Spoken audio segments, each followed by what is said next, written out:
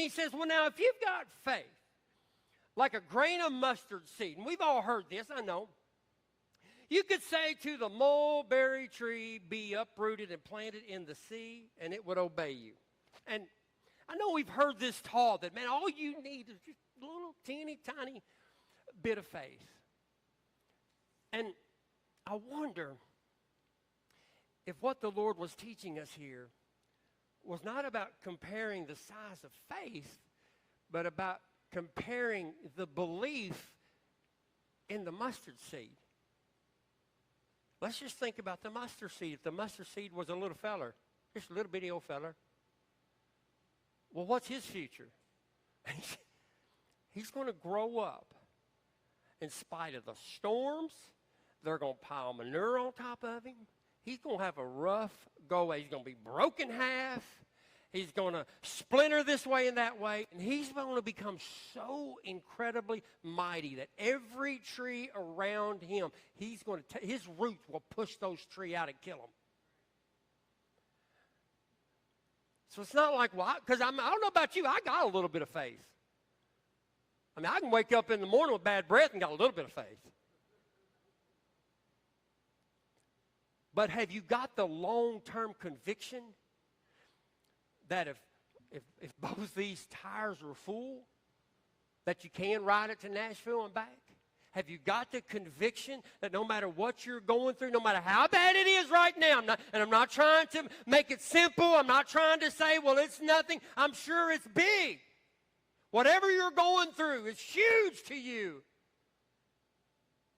But can you be like the mustard seed and put your eyes on the potential? Because if you'll stick with the potential, if you'll continue dwelling on the purpose and what God's called you to do, and if you can eliminate the unbelief and lean into the belief, God will draw you into a mighty, mighty tree that will push your enemies out all around you. Maybe you're supposed to be a business owner, but right now you can't even pay attention. Maybe you're supposed to have a family, but right now the doctor said no. Maybe you're supposed to set people free, and it looks like you're going into jail. I don't know what the story is. But I'm wondering if we could just think like that mulberry seed, that mustard seed. Because it's going to be huge. It's not just going to be huge, it's going to be strong. And if we thought that way, because I get a little depressed when I think about, well, you just need faith like a mustard. I'm like, so I don't even have faith as a mustard seed? I mean, everything's falling apart. I guess I don't even have faith like a mustard seed. They say it's pretty small. I guess my faith's bad, Lord. I must not even be saved. No, I got faith like a mustard seed because I know what's coming. I knew what was coming October the 31st of 2019 when God said plant this church. I knew what was coming in August of 2001 when we started our first service here.